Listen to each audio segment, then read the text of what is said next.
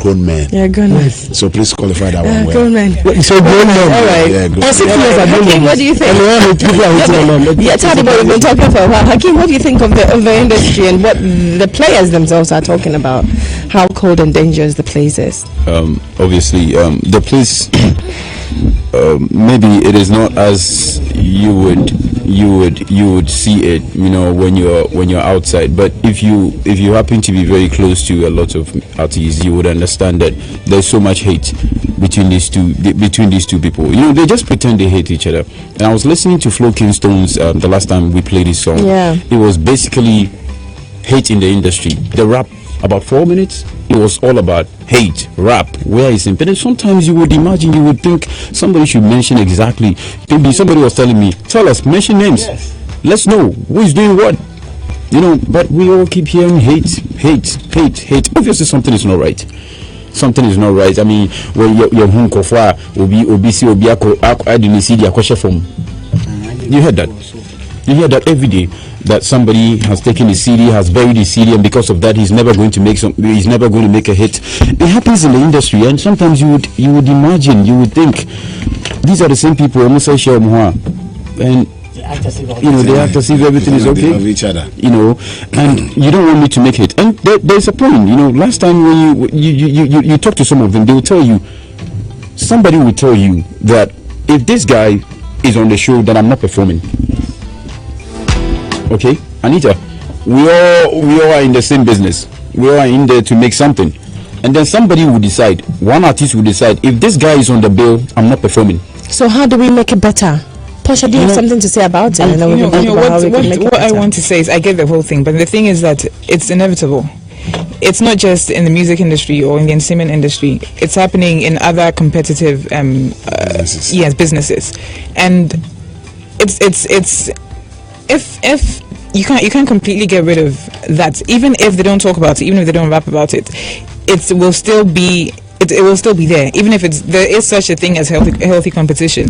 But then, so you think it's just healthy competition? It's not always that it's healthy, but then it's inevitable. It will happen because you can't have there. For instance, you have maybe like we're saying Kaki and then Ebony in the same. Or let me use Shatawali and then what's his name? But don't you think a song by Ebony? Oh, if there had been a song by Ebony and Kaki, don't you think that's the thing is. If once they're in the same dance industry, not just industry, but maybe dance hall category, there will be some sort of competition. It's not possible for them to just be even if they're not literally fighting or whatever. There will be that competition over there. You will have one person that's doing best than the other. You won't have both of them that are doing the same. So when they talk about it and they're venting, it's art. Artists, it's art. They express themselves through their music. So you will have artists that come up with music that's that are venting about the hate. But is this something you should be concentrating on? If an artist is you don't concentrate on that. But then about the hate, or is about my work? No. Let my work speak for itself, not about who is competing. Yes, but then they talk about like how an artist can write about their lives, what's going on in their lives. This is something that's going on in their lives. So they're talking about what's happening in their lives. You get it? So even if Ed Sheeran or whoever can talk about the love songs and things that he's been through, this person can also talk about the hate that he's experienced. But the Tiny Boy is still thinking is just make believe. You still think the hate is make believe? I mean, what I think it's there. It's real. These guys are fighting. It is a truth. You get it? But what I'm saying is that then we have to, the managers should play their parts, because like we all saying, if we could see it as a business advantage, then we exploit that opportunity. But if we're going to really let it get into us such that even outside our career we are fighting, that's so lame, that's so bad. That is so bad. Anyway, we have that song. Final. Yes, you haven't spoken to Mazaba. I'll let you talk. There's this philosopher who says something. He says the only person who wants you to do better than him are your parents. They are the only people who want you to do better than them. Yeah. No one else wants you to do better than them. No matter how best friends or you may be best friends, but deep within them, they may not want you to do better than them. You understand? So I think when you have people in the same profession doing the same genre of music sometimes, and in the same industry, obviously you're going to have some of these bickering and backbiting and stabbing people in the back. It's normal. As long as they're human, it will happen. It will happen. AMANZEBA, finally. I describe this as a premature ejaculated hate. I describe it as a premature ejaculated hate. Premature, ejaculated. See, let's really agree on some of these things that in showbiz, these things are expected. It's expected to happen. It's expected to happen, even when there's nothing of that sort. Within camps, someone will say you are doing better than this, and you see in music too. Let's also agree to that fact that it gets to a point one will be up, some will also come down. Yeah. It has gotten to a point in our country where when it comes to dance or the female dance or artists, it was khaki. It moved from khaki to Miss V. Yeah. Then it transmogrified or it changed from Miss V to now Ebony, which we are all talking about. Yeah. Right.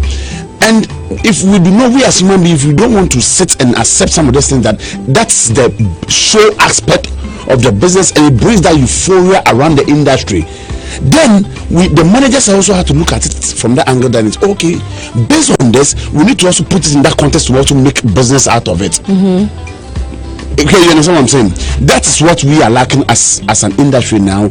But in reality, there are some are called also make believe. There are some are called make believe. Do you know artists even plan wanting to hit at each other?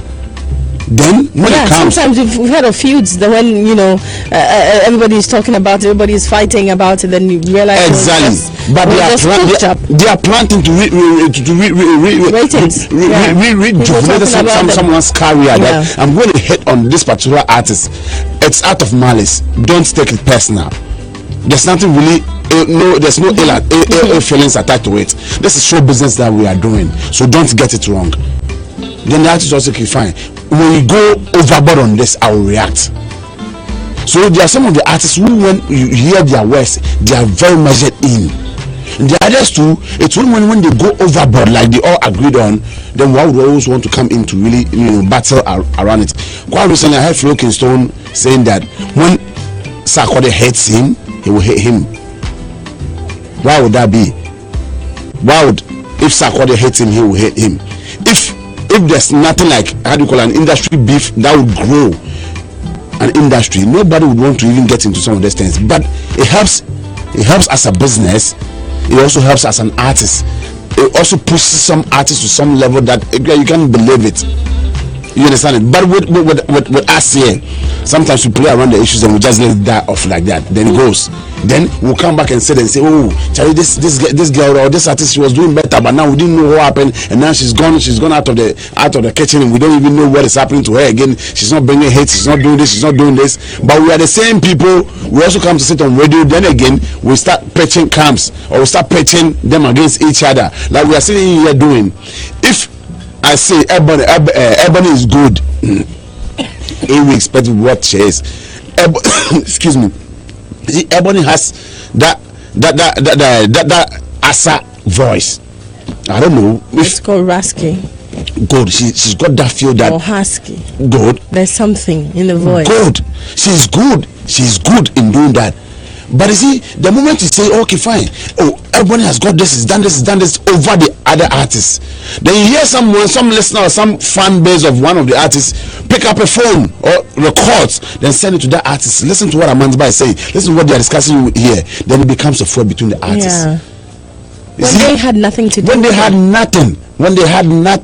You see, I remember in 1996, right? Or 1996, 97, thereabout. If my memory really serves me right. El Cool J, no, it wasn't 96. I think it was somewhere around 2002, 2003, thereabout.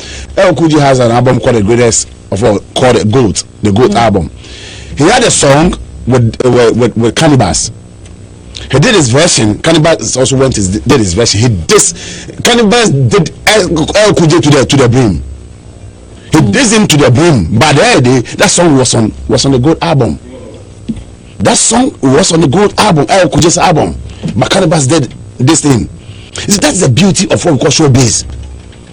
That's the beauty of showbiz. We don't understand these things. All right, you're still live on Love FM, and AMANZEBA raised a very important point when he was making his submission about how artist management can capitalize on these kind of tensions and frictions and stuff to even build their artists. We're going to be talking about artist manager because over the week Marco Kakumante got very chatty. Apart from talking about my Lord Kenya being ungrateful, one of the most ungrateful people he's ever met, he said, well, if an artist manager and you want to have absolute control over your artist, you should date them. What do you think? Before we talk about that, I would let you listen to the song that the other ladies have done for Ebony. This one includes Adina, Miss V, Efia, Frida Rhythms, Frida Rhymes, Ashawn, Felin Luna, and Adoma. It's a very touching song called Nanahima. So let's listen to it.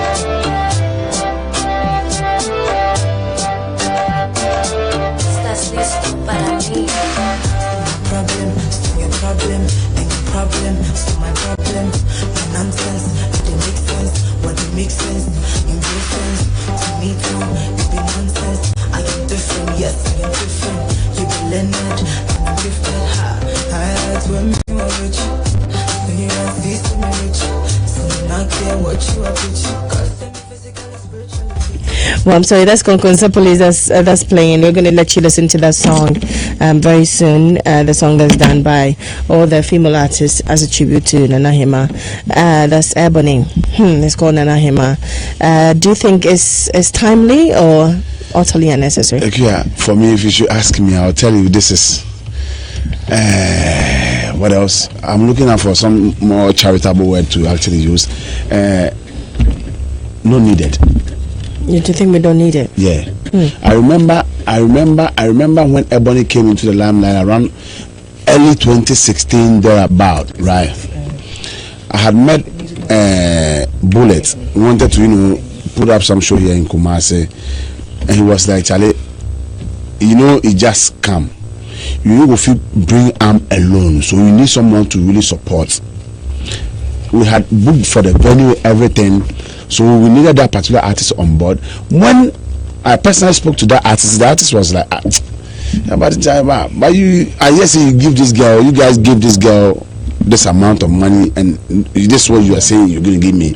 I was like, but how did you know even it was like that? You see, then I started thinking that there was something really wrong somewhere. Why would everyone wants to put up an all-girl album? She couldn't find any of these girls there. It wasn't as if they were running around. They were around, but they never let her that. The story we were talking about, I was kind of interested, but it looks like you shifted it. Which one? Was it a female artist? It was a female artist. Okay. I actually don't want to mention her name. Then she needed a helping hand to do this and to put up that female all album. They weren't there for her, and now she passes on a day or two. You put up the song. You see, this is hypocrisy at its highest level. Tadi boy, what do you think? Necessary or unnecessary? I think it is, because it's humanly right and customary, in our part of the world, to eulogize the dead and share your condolences. It's a show of love. You think it's a show of love? It's part of our culture. It's demanded. So if you do it, I wouldn't want to contest whether it is genuine or not. I think we demand it. All right. Portia, do you think it's show of love? It seems to me like just a publicity thing. It's kind of like how it's the same way I felt about when the that We Are the World video that was music that was remade for, it just looked to me like everyone just trying to get your artiste into that, just sort of hype. It's first of all, okay, let me make this short. First of all, it's unnecessary. Secondly, it's way too late. If they could have come together to make a song this quick, then they did have time when she was alive to do something like this with her. Now really, HAKEEM. What's the point? It's just why she said she Hakeem, what do you think? Speak with me. I'm here. Yeah. Look at me. Look at me. Look at me. Yeah, what do you think? You know, if what I'm hearing about, you know, Ebony wanting to do songs. I understand she called a couple of artists, female artists, to jump on her songs or to come together to do certain songs, and they all started giving her excuses. Yeah. Practically, they refused. Let me put it that practically, way. that's what she said. Yes. That's when the excuses were. Yeah. Flimsy. So Flimsy excuses. Okay, so that's it. So they refused, and then this is what I call, this is the height, the apex, the height of hypocrisy. You understand? Now the person calls you, I want us to do something female. So she calls all the female artists, let's do something together. You guys refuse. And but why do we always think when somebody says no, it means the person hates you? No, then why now? I mean, why now? What if sometimes who else? I mean, who else is she targeting? The fact that your timing is right, you think you're in a good place to have an album, or you're in a good place to even sing. Does that mean no. So it just happens. Can I just say something? It just happens to be that right when she died, that's when they all of a sudden found time to do it. I mean, please. Okay, so this is what I'm trying to say. This is what I think. I think, you know, from what she was saying, practically, you know, there are certain excuses people give you, and you are like, why can you give me that kind of excuse? You know, you all of a sudden when she died, all of you somehow strangely you all had time. Let's listen to this particular song. It's just crazy. Shall we? Let's listen. It's hypocritical.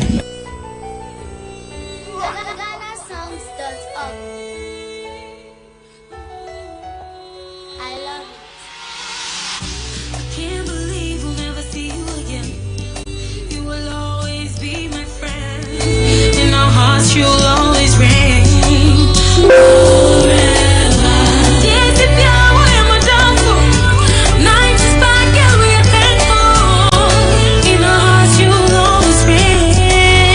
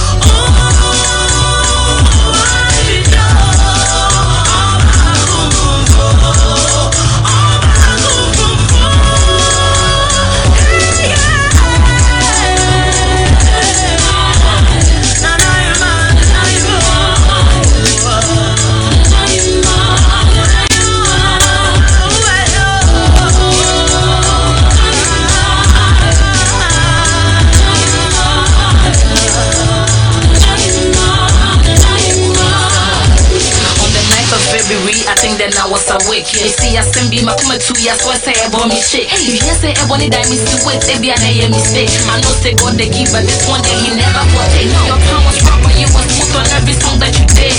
So go rain over this generation and that of my kids. Oh him what time that's when they are them reflected. Ghana be filled when in comes to 90s bad girl the year.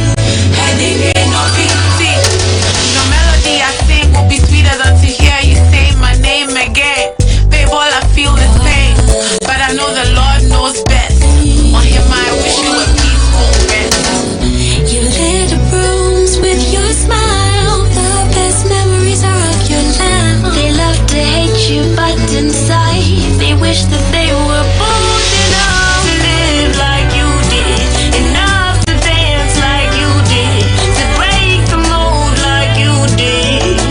But you left us soon, so I might never see, but you will still remain wherever you may be. Baby bunny, you will rain, rain, rain, rain, rain on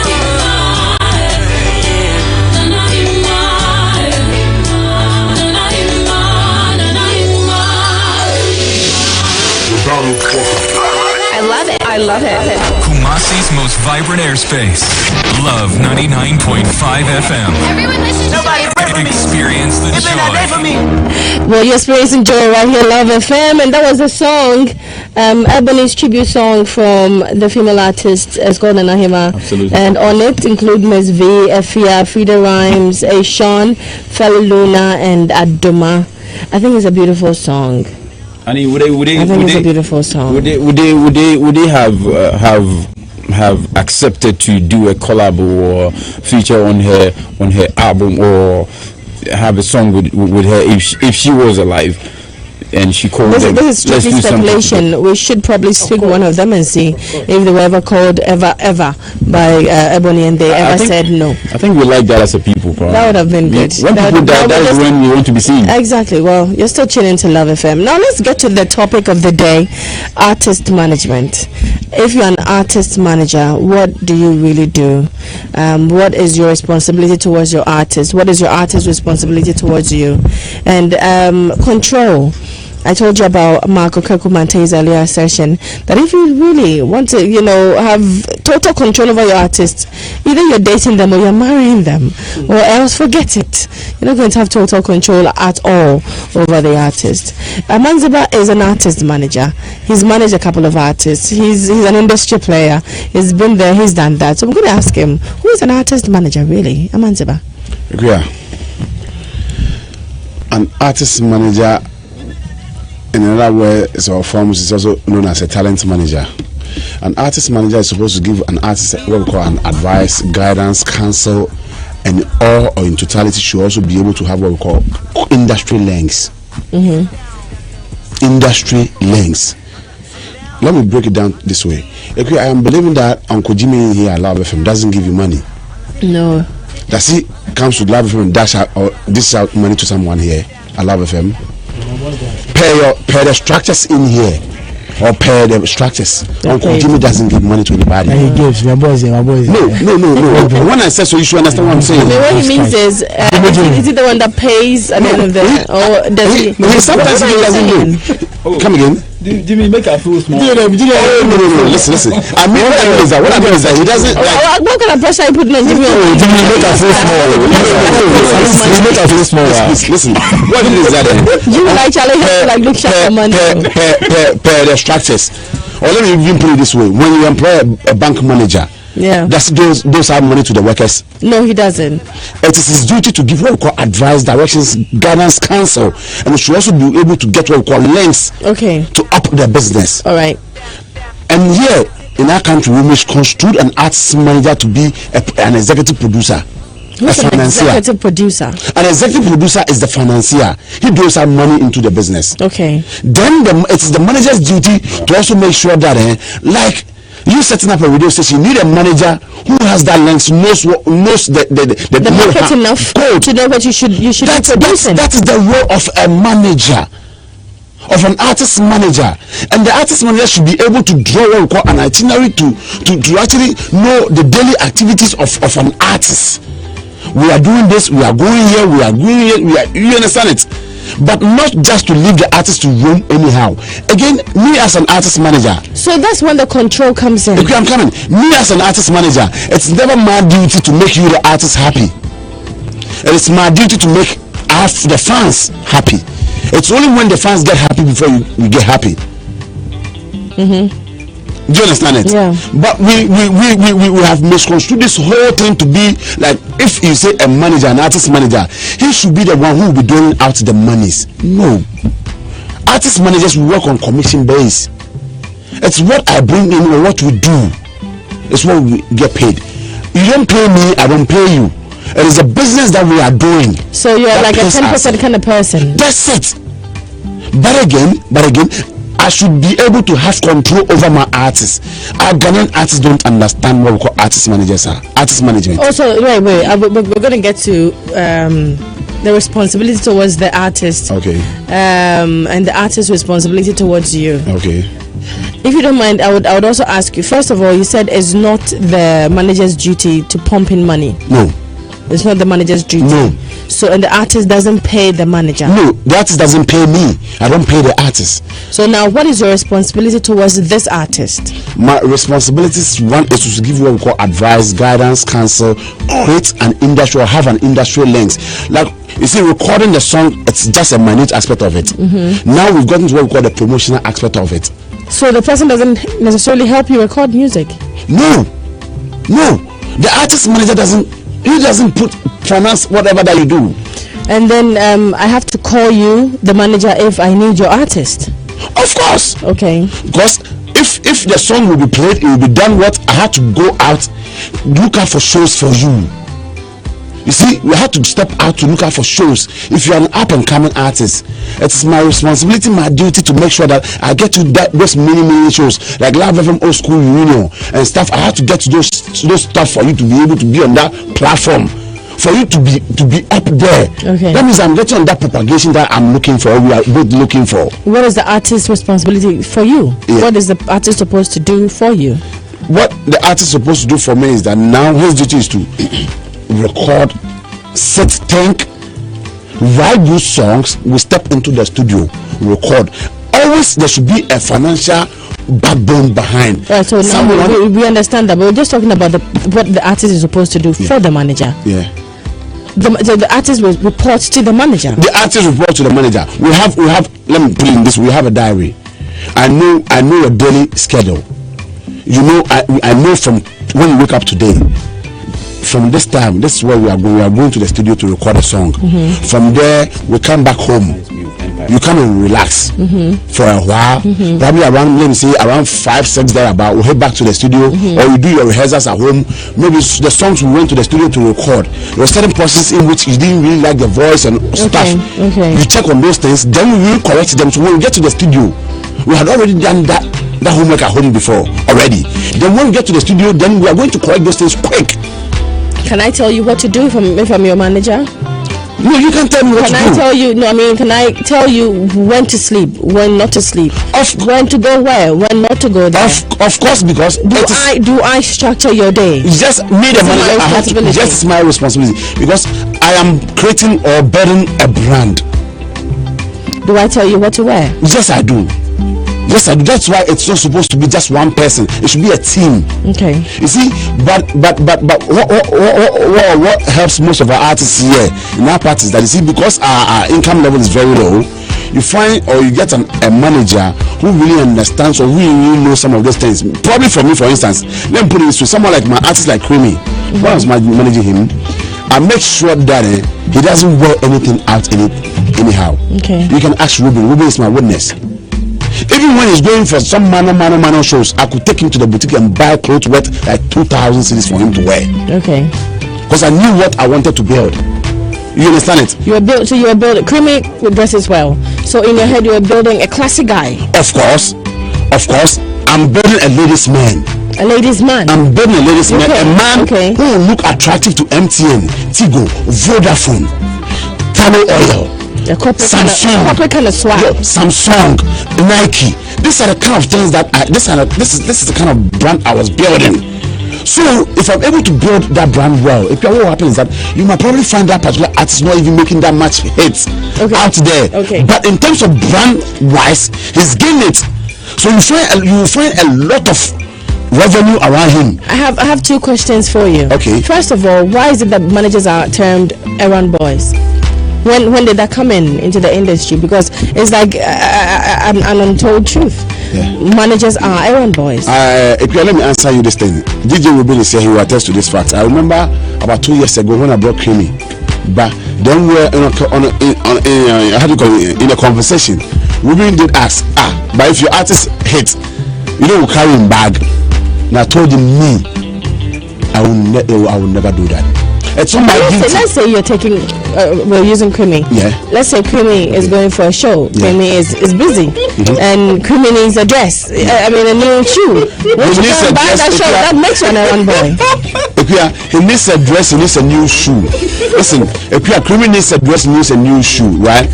Within that empire or within that entity, I had people in that those lens that I've created for Creamy.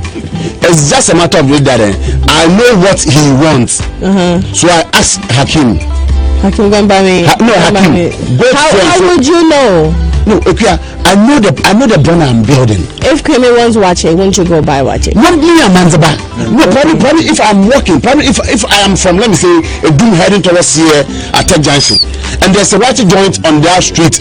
That is fair. Then I could buy it for him, but not in a situation whereby we are both at home planning for an event.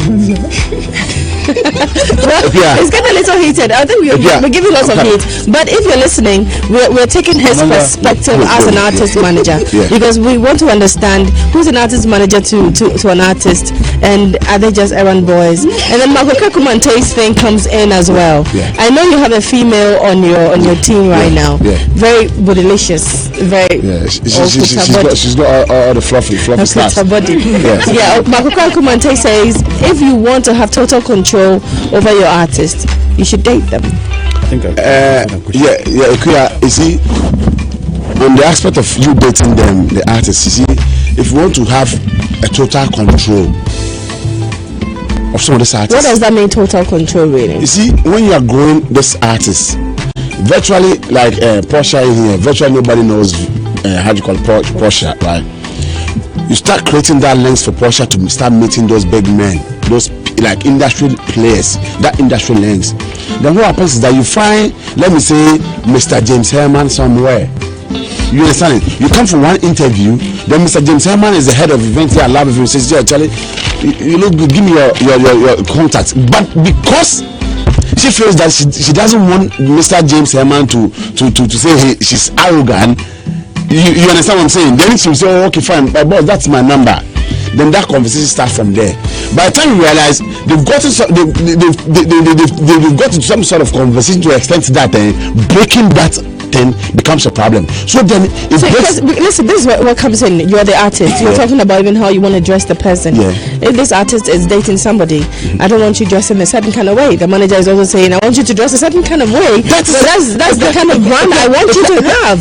Isn't that conflicting? Yes, I have had that deficit myself, because when that artist involved, if I ask her not to wear this, it becomes a problem. She says, "Oh no, Aban, it's okay." I said, "No, this is the kind of brand I am building." So do you agree? Yes. So I at the point I agree with Mark. We're talking to Mark soon. Mark is actually having an interview on Joy right now, but he's promised he's going to talk to us very soon. We're supposed to talk to Ochame Kwame, can promise, and I think for some reason they're not picking their calls, but we will talk to Mark. Mark has promised, but we'll probably talk about that some more, because he's mentioned a couple of examples. I would use Kiki and Becca. I would use Tiwa Savage. Tiwa Savage and her husband as well. Mariah Carey at a point. Was dating Jermaine Dupri. At the point was dating Jermaine Dupri. At the point P Diddy was dating Jennifer Lopez. And that is management. At the point P Diddy was dating Nicole Scherzinger. And now is this girl? I've forgotten her name. Ciara. No, not Ciara. Ciara. No, it's not Ciara. It's not Ciara. Oh, I know her. She looks really good. But you see, that is the reality of the industry. But the question too is that, so in the event that you've got about 5 or 6 female artists on your label, would you date all of them? Exactly. That's where the problem actually falls in. So at a specific or at a point in time, there's a vision aim for a particular artist. This time around, it is Portia we are projecting. Cassie, Cassie, right? Cassie came, she went. Now PD is dating Cassie. You understand it? So that's what point we say that fine. Per management structure, or structures. This time it is Portia we are promoting, so we wouldn't bring that sort of antagonism between the artists in there. But in reality, managing female artists, both movie, music, it is a tough job. It's tougher than the men. It is tougher than the men. When you are managing the men, it's not that tougher. But it's just that there are a lot of the guys who doesn't broaden that status quo, their horizon. A lot of them, they are thinking in their mind is that they want fame. Again, so what do the women want? Good. Okay, let me just start a little bit on it. You see, in artist management, there's something we call fame management. Okay. We project to see that Portia in the next year or two, when you get there, this is how you're going to look like.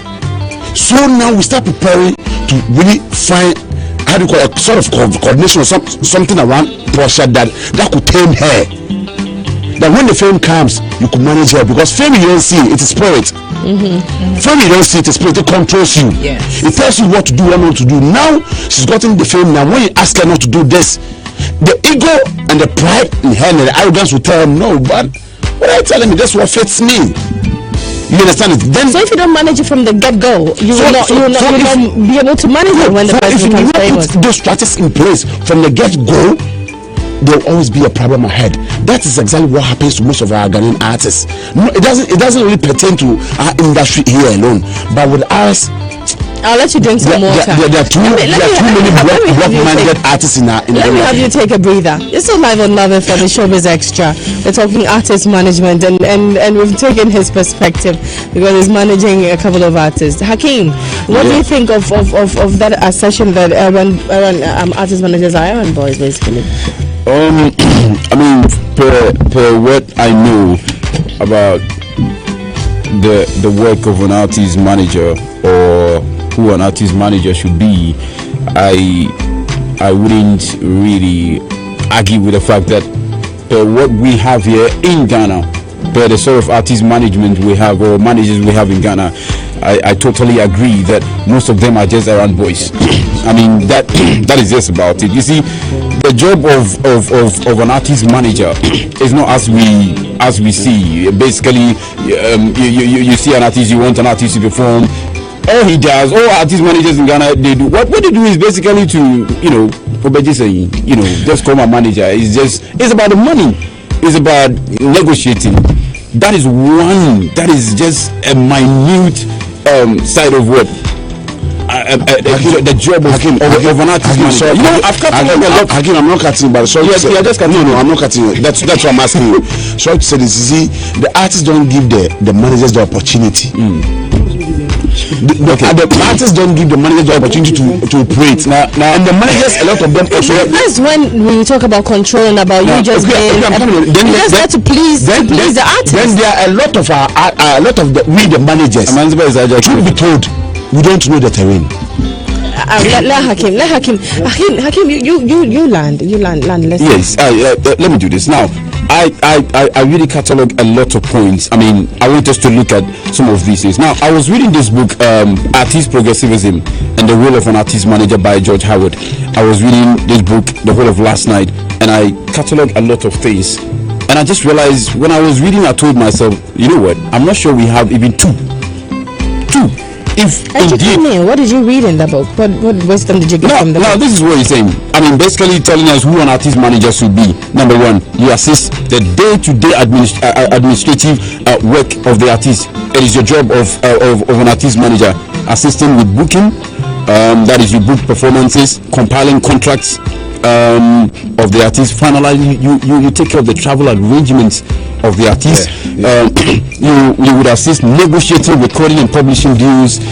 You should be in charge of their publicity, in charge of merchandising.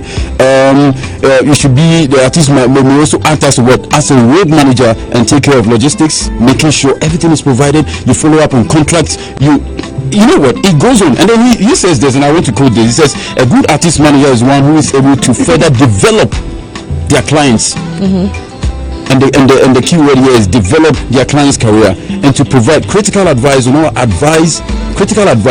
areas of the artist's professional life. that is forging good relationship with industry players in order to create opportunities. So at the end of the day, you should have the contact. And he even goes on to say that you should be able to provide your artists with lawyers, bankers, accountants. You should provide this because you are dealing with professionals. You should act professionally. And you ask yourself, you talk of lawyers, you talk of booking agency. Have you forgotten? There's counsel in, there's guidance, there's advice, there's industry. That's all in it. That's totally. So the guidance comes in, or the counsel comes in. That the management team, there should always be a lawyer. That's one reason why I'll turn it up to what's the name? Mike Jr. He's been fantastic, so fantastic when it comes to entertainment legal issues. And Gary asked me, I said Gary Nimako. These chaps are so fantastic in the entertainment industry when it comes to artists, contracts and stuff. Man, I have dealt with them and I know you know their work. Oh yes, I have dealt with them. Anita, I think this is one book I'll probably recommend to a lot of these so-called artist managers out there. Now he goes on to say, how many of them knows how to read? He says that artist managers. He says artist managers. You send this to Patapa, it becomes a problem. No, Patapa has a manager. No, I mean you give this to Patapa to read. It becomes a problem. I can do this, but you can have somebody to at least explain. No, how many of them even understand this thing that you are talking about? I'm talking about the managers. No, but if the artist understands the role of the manager in my life, it makes the manager's work a little easier. And the managers able to work. And you know what is happening? What is happening now is that it is the artists who are managing the managers. I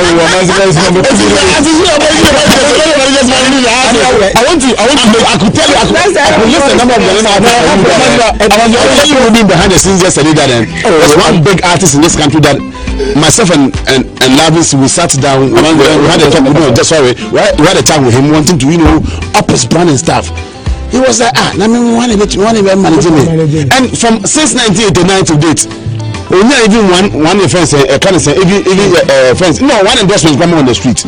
He hasn't even gotten one. When he's doing shows, he struggles to even get what we call sponsorship. He doesn't want to part with the 10%. That's what he doesn't want to chop it all alone. Anita, and this is one interesting part about the book that when I was reading this is one interesting part of the book, and I felt like I was asking myself how many of the managers understand it. He says artist managers have to be informed about a lot of things that they use in the past, including they should have in-depth knowledge in music copyright, music licensing, sponsorships, branding, crowdfunding, endorsement, social media, direct-to-fund strategies, and putting together a persuasive strategy for an artist requires the right information, a salesman attitude, and a go-getter spirit. Now, this is so deep. Now, how many music artists or music managers do this? Music copyright, music licensing, sponsorship, branding, crowdfunding, endorsement, social media. How many artists have all this in place? How many? And so that's what I'm saying. I will recommend this book to any artist manager who will call me. I will recommend it for you to learn.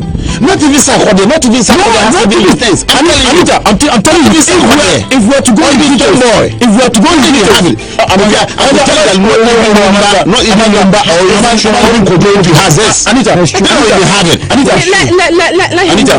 we are to go, just a minute. If we are to go by this detailed book, I'm telling you, I'm not sure we have a single professional artist manager in Ghana. I side with you. Not one.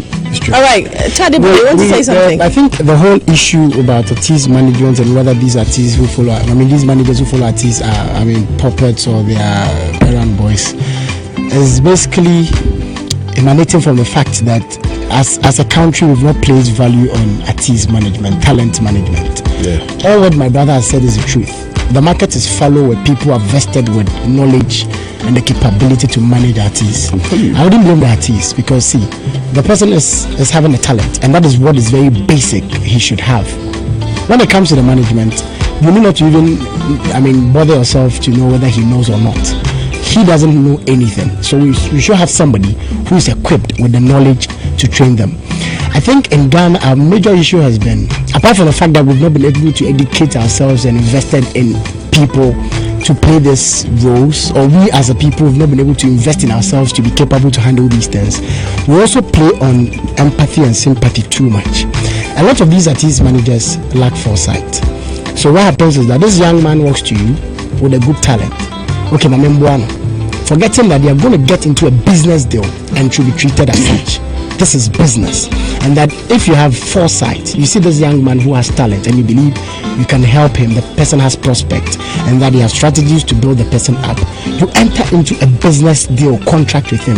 There are a lot of these artist managers who come out and say these guys are ungrateful, they are this and that. The reason is that you didn't really have that foresight to plan ahead and know that this guy is a big blow if I invest my money or my time in him, and that I should treat the relationship I'm going to have with him as contract, as a business, and that we sign contract. I am with you for 10 years, you are running, and I'm going to give you all this. This is your role you're supposed to play. No, who say yeah. What happens is that Charlie young boy be about young boy, and it becomes a boy. Now this guy blows up. And now as Amanzeba was saying, you can't manage the fame. You can't manage the fame. And that's when some big people will spot him because they realize that it's a very good and viable investment. Someone's on the phone or have a meeting. What is it? And do you know how Adani best will put it? Oh yeah, we jata bini ule. Akafa jata na ba na lenye. Inta anye jata na ba ni wewe musi wewe dum pempendu bi wa. If indeed, it doesn't really matter who you are. I mean, in a part of the world, the artist believes that my manager should be well done, should be somebody who has cash. So we think the artist manager is really the executive producer. In a market where all these things are the artist manager, whether you like it or yes, will have to play that role. Is it that when the artist suddenly discovers the default, or there's a word for it, the deficiencies of the manager, then they start sending you. But okay, you see, but that's when you basically become an errand boy. Technically you'll be the one. When they walk to you as fresh talent, they know nothing. They don't know who an executive producer is, who is what you do as they come to you to be their manager. But so what you have to do is technically even look for executive people to finance the person's. No, it's the duty. At that point, they are ready to listen. It's the duty. It's the duty of the manager. That is what we call the industry lens. You know people he doesn't know. So you go behind, you do stuff. Probably maybe he doesn't even know that this person is doing ABC. On the backdrop of what Mark said, we have seen, I'm not going to mention names, certain gospel musicians who have had their managers marry them, and most especially managers were basically pastors. The pastors get to marry them, and they manage them, and then they kill off their careers. You know, on the gospel aspect, this is even worse than the secular aspect. Why is that worse? They don't treat what the act they are doing as business, as business. That's a calling. If you're a gospel musician, that's different. I'm sure when you are bringing down more to Ghana, you never go and tell the man that is calling, so come and do calling job here. Yes, there's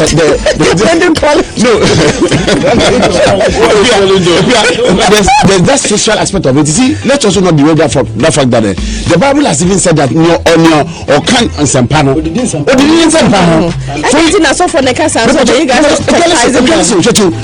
Artists now can more or cost to be not trust in your fee.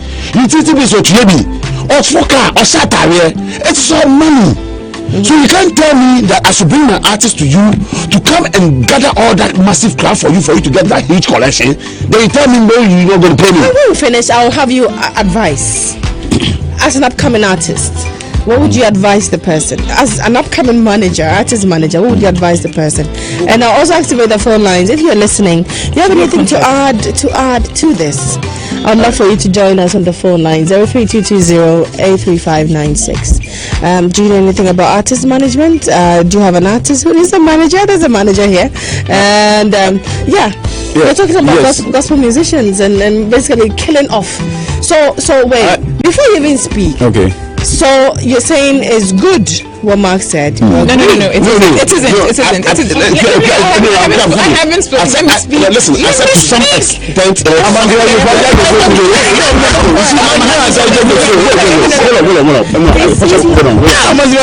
You see, to some extent, it is good to date the artists, but when they are a lot, that's what. When they are a lot, you create a lot of problems. But if it's just one person, Me for that one, I will commend every artist manager. If that artist is just a single person, date that person. But if you are more than that, please don't do it. Just because you're managing. This is an investment we are doing. It's an investment. If you are going for a loan from the bank, you come and invest in the business, and I'm not going to let that property. I thought you said person somewhere. Financial is executive producer. Yes. So why are you talking about if I go for money? Time is money. Time is money. All right, thank you, Hakeem. I mean, you know, AMANZEBA but you know, sometimes the reason I'm sure I just want to go into Max's head when he said this. You know, the reason is that he said you should date your artist, especially if she's a woman, is that sometimes it gets to a point where they are very difficult to control. You know, especially when they get up there. You know, there are so many precedents. It's happened. I think it's much more easier controlling her or trying to manage her as your wife than as an ordinary girl. I think so, because you remember Celine Dion. Celine Dion. There is a case of Britney Spears. Britney Spears married a manager, Celine Dion, Bobby Brown, Amelia. You talk of Mariah Carey, Tamara Braxton. You talk of Asha Raymond, Tasha Smith. Wendy Williams. Wendy is a talk show. She does a talk show like you, Anita. So imagine Anita marrying her own manager. That's cool. You know, marrying your manager. So there are a lot of precedents when it comes to artists, and all these guys you're talking of very, very successful artists. Even Mary J. Blige, she's married. She's still married to her manager. You understand? So there are precedent that shows that indeed you would want to think, as you just supposed that divorced. Married, they're still married. You know, they are all still married. Asha Raymond, he recently married his manager in 2008. You understand? So there are precedents. Married to his manager.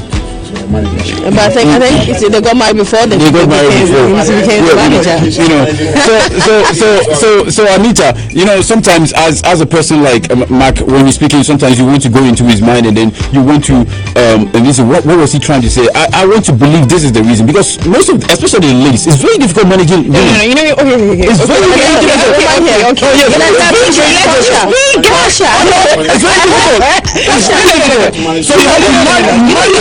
So you are saying it like it's easy, isn't it? It's very hard to manage the guy and manage a lady. Oh yeah, you're like actually of AMANZEBA. You know what? Hakeem is saying it like it's easy to manage even your wife. Just because she's your wife doesn't mean you can control everything that she does. You're saying it like you're saying much easier. It's much easier. But these are top producers. These are top producers. These are top music managers. But then it could easily complicate things. It's like mixing business with pleasure here. Exactly. It is mixing business with pleasure. You can't say just because. I mean, how does that? How does that? Because then just let me. A lot of people have done that. They are successful. Yes. How about what's his name? Mariah Carey, and then her, the one that's married to is it Thalia or whatever? I think he's married to her now. He was married to Mariah. He was together. I don't know if they got married, but then he was with Mariah Carey. They broke up, and then now he's married to a dancer. Yeah, then there is a boy. Yeah, and then now he's with. I think they divorced. But I'm saying that. I don't like the way you put that Well, give us a call if you're listening. We have this about 9 minutes, and then we get to Joy for some news. Give us a call 0322083596. Is there anything you want to add to the discussion? Come in. Hi, good evening. Hi, good evening. How are you? Is it Sherry? Yeah. Hi, Sherry. How are you? Good. Yourself? I'm good. What do you want to add to the discussion? Are you coming in with the perspective of an artist or a manager?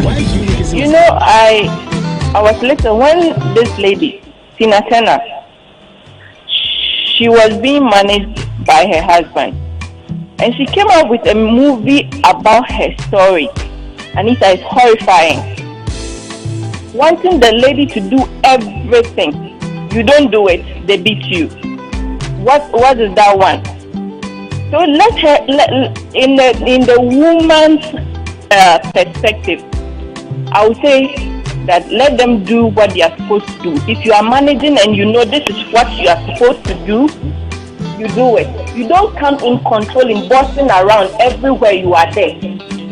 And coming to the Ohima tribute, it's just, you just put yourself in one corner.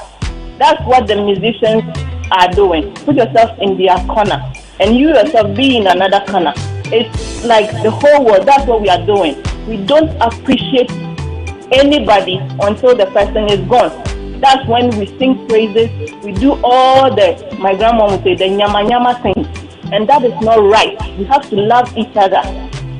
Anita like this, I don't know you, but I love you for your show. AMANZEBA, I know him, yes, and he's but that is it. You accept people the way they are. When they approach you, be nice to them. Not that you know the person from Adam and then I side with you. And you don't know who comes to spice your life. Exactly. Thank you so much, Sherry. Thanks for your call. Hi, good evening. Anita. Yes, Bosu. How are you? Good evening. What's your name? My name is Patu. Hey, Pato. What's up? How are you? I'm good. And you? I'm fine. It's so nice to have you here. What do you think of the topics that we've discussed? You are looking phobia. I'm not saying fabulous. Oh, you're watching us on Facebook. Yeah. Thank you. Because I'm a house supporter. Oh, Charlie, sorry. So I don't have to say you are looking fabulous. Sorry. So you are looking phobia. Thank you. But what do you think? Anita, I think I'm your manager, right? No, you are not. You are not. No, you're not. AMANZEBA, to manage somebody like Anita, I always have my peace. But AMANZEBA, my manager, AMANZEBA, my boka. Because you show program as a patu radio, the audio is my boka, we manage you. You do my manager Anita, my managing at check, or the love or some view of Judy. Maybe I bear fine. Yeah, that's it. Anita. Yeah. Yeah, man, one moon is there so a woof also change, say, Nippon theatre. Because somebody video be out the Abeshum and say, you have to do all that. To mobile the picture about Facebook because there's a celebrate with time out here. Men chain Emma BB and San Albert celebrate Anita. But you are no, but everybody will be a baby of a Fabia. I don't be me free music near Bombonium. And I'm so you are. It's in the planet here, Mommy Sonson. Two, coming back to manager issues. The thank you. Hi, good evening. Hello? Annie, good evening. Evening. How are you? I'm blessed, and you? I'm fine, Kalusha. What do you think of our topics? Are you going to be talking about the artist or the Nahima song? About the managerial issues. You know, managing an artist is just like managing a football player. You have to be smart, you understand, to make sure you get what you want. But when you come to artists and then somebody suggesting it's better you end up dating that person or marrying that person, for me, it doesn't wash. You understand? Then you end up marrying so many women. Imagine you are going to manage 3 or 4 artists. You know, both, how do you call it, females. So in order to control them, are you going to date all of them? It doesn't make sense. You have to be smart. You are a manager. Plan what you want. Get from the artist. Smartness. And you get what you want. But dating them for me, it doesn't make sense. Thank you so much. All right, I have a couple of minutes, and then we'll call it a day. Hi, good evening. Hi, good evening, Annie. How are you? I'm good. May I know who I'm speaking with? Hey, Kofi NDC. How are you? I'm fine. I miss you. Thank you. It's been so long. I met you on the radio, so I chatted. You know, if I'm like I'm back, Oko.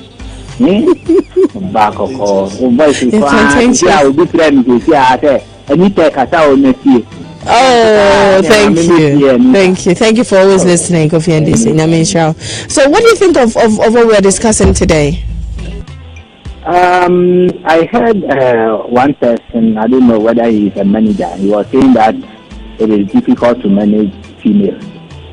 And I was wondering how difficult it is, because when they are making a movie, it comprises of male and female. So how do you say that managing females are difficult? It is because one more managers, you know, some of them, no, they almost didn't show me. So you share Obana, Keke, and then also catching. How can I manage you or more difficult? Meaning, sometimes, you know, women, I don't know. Let me show you. That's it. Yeah, that's it. Thank you so much. We're going to leave the phone calls here, and I'm going to have you guys say. I have just 2 minutes. You have to get to Joy for News. 2 minutes, just in one sentence. Advise artists, especially when it comes to the women. Should you date your manager or should you not? Yeah, let me just give me some few seconds. Let me read this thing right. When I got enough confidence, the stage was gone. When I was sure of losing, I won. When I needed people the most, they left me. When I learned to dry my tears, I found shoulders to cry on. When I mastered the skill of hating, but you have a minute. Someone started loving me from core of the heart. And while waiting for light for hours, when I fell asleep, the sun came out. That's life. No matter what you plan, you never know what life has planned for your success. For you, success introduces you to the world, but failure introduces you to the world. Always be happy. Often. Always be happy. Yeah. Always be happy. Always be happy when losing hope and think it's the end of smile. It is the end. God smiles from above and says, "Relax, sweetheart. It's just a bend, not the end." Okay. Interfere.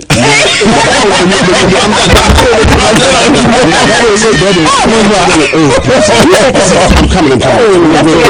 Listen, I am happy. I'm happy we are touching on this very issue at this particular moment. You see, there are a lot of other artists out there, or young up and coming artists who are also listening to what we are saying. They should really take they should really take a point or a cue from what we are saying and watch some of these happenings.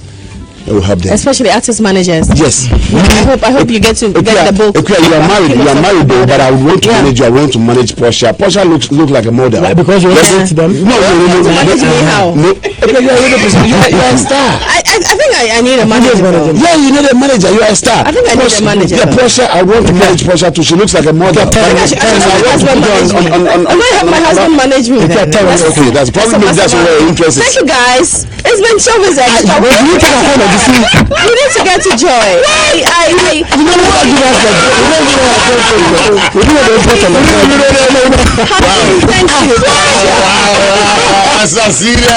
Hakeem, thank you. Portia, thank you. The TADI boy, thank you. AMANZEBA, thank you. You guys, thank you so much for listening to Showbiz Xtra.